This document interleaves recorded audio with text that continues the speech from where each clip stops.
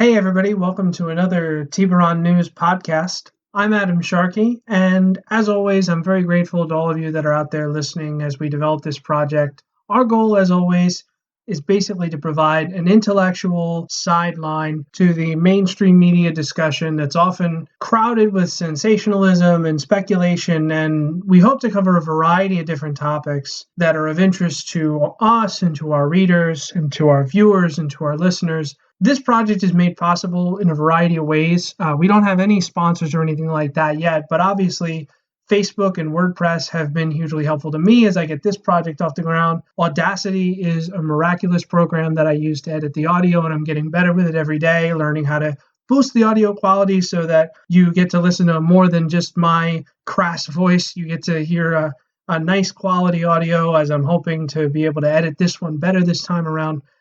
And what we hope to do is turn this into a product, into a mission, into a vision that promotes intellectual discussion on our page, on our website, and also in the world abroad as we bring more and more people into this. As always, the most helpful things that we really appreciate that you guys do is give us a like, give us a comment, give us a share. Check out tburonnews.com and also follow us on Facebook at facebook.com/tburonnews and Twitter at twitter.com/tburonnewsnow or at tburonnewsnow. As far as our discussion today, what I want to talk about, this is actually going to be the first in a series. I'm hoping to do a series on what exactly is terrorism. Terrorism is something that many of us that are under 30 have lived with in a certain sense, whether directly or indirectly, for almost our entire lives. Terrorism is something that is not easily defined. And even here at Tiburon News, the few people that we are, we struggle to define at times what exactly constitutes terrorism in a vacuum. We struggle to come to terms with what exactly can take an attack from the threshold to violent attack to terrorism on a case-by-case basis. That's not always clear. And so in the first part of this series, I want to talk about a discussion that we had behind the scenes while developing this series.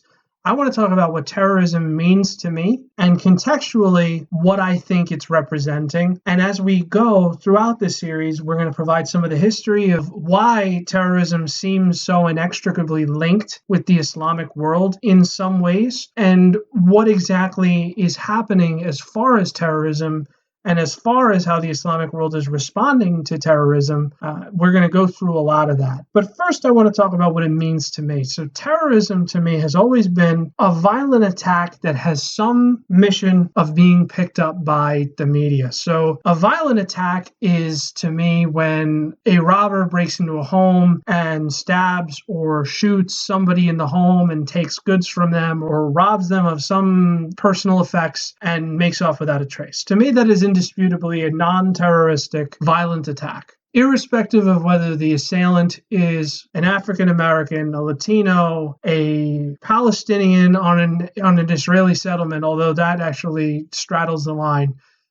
Generally, attacks like that are not terroristic. So what takes something to the threshold of terrorism? Terrorism is generally defined to me as when something is done specifically to attract media attention to a cause, to a person, or to a group of people. Whether that group of people is a group of jihadists, whether it is a group of Christian fundamentalists, which we have also seen in our history, whether it is a group of Buddhist fundamentalists like we have in Southeast Asia, specifically Burma or Myanmar, depending on who you ask. You have tons of examples of terrorism in the world. So what makes an attack terroristic? Obviously, the news reporting on a crime wouldn't make it terrorism. That's too broad of a threshold. So terrorism is when you do something like car bombing a market, when you do something like putting a pressure cooker in a dumpster in a highly trafficked area, and you do so with the intent of causing alarm, when you do so with the intent of causing people to back down from a certain belief system or a certain behavior, different things like that. A perfect example of what to me is indisputably terrorism is currently ISIS, in order to police its very strict interpretation of the modesty that women must obey in their dress. They have a device that is essentially a claw that if they see a woman walking down the street with any skin exposed that she's not supposed to have exposed, they will actually take that woman and claw her flesh off. That to me is a type of terrorism, because obviously your intent with that action is to induce fear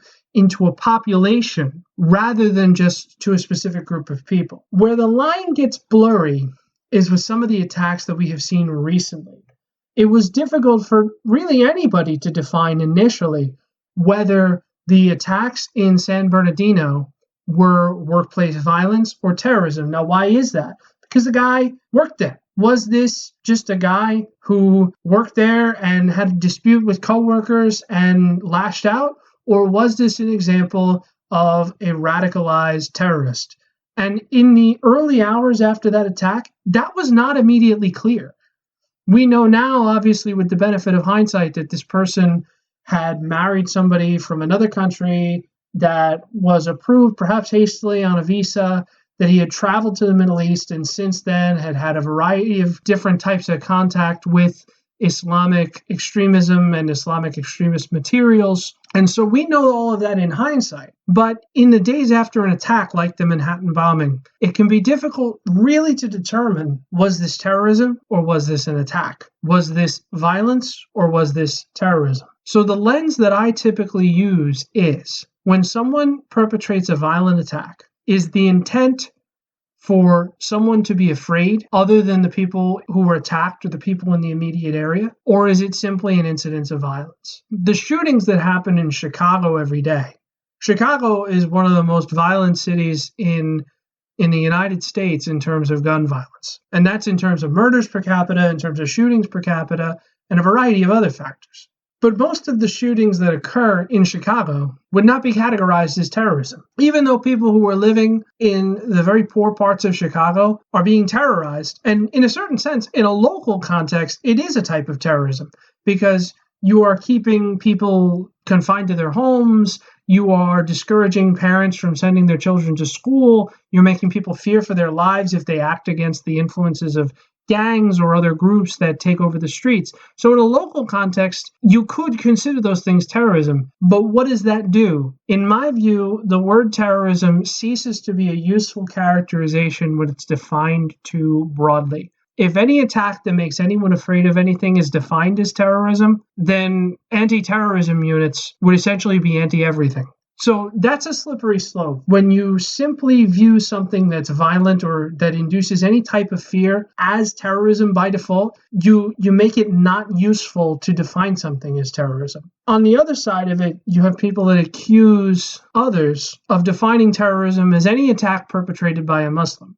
And that's not a useful characterization either, because some of the attackers that we have seen who may or may not be acting in solidarity with any terror groups, whether Islamic or not, many of them are non-Muslims and many of them are terrorists. There's a debate over whether the Oklahoma City bomber was a terrorist. People talk about that all the time. And for the purposes of this discussion, I won't necessarily take a side on that. But it's a useful question to ask. When someone attacks the United States randomly in places like New York, in places like a 5K run where a woman would be in the company of men that are not a male relative or her husband and immodestly dressed, when somebody goes into a mall that exercises usurious practices like charging interest on clothes and asks the people who they're attacking if they're Muslims before they stab, that's indisputably over the line of what is terrorism. And so with that in mind, with that definition in mind, I hope that provides a good amount of context for this terrorism discussion that I hope to have over the next few weeks. We're also going to be doing another series on the economy and trade. We're hoping to get at least one episode of that out before the presidential debates that's happening next Monday, September 26th. Make sure to set your alarm clocks, set your calendars, do whatever you have to do. That's going to be a really historic debate where you have the first time where the first female nominee of a major party, who is also the wife of a former president, debating against somebody who previously was not a politician. The first time we have anybody really like Donald Trump running as the front runner for the Republican Party. It's really going to be an interesting debate. There's been a lot of interesting things happening in the news, questions about Hillary Clinton's health, questions about what's going on with Donald Trump's campaign and the new campaign manager. And a lot of those things are really going to come to a head on the night of the first debate. So we encourage you to check that out. We're going to provide some commentary as it's happening and also after it happens. So stay tuned for that.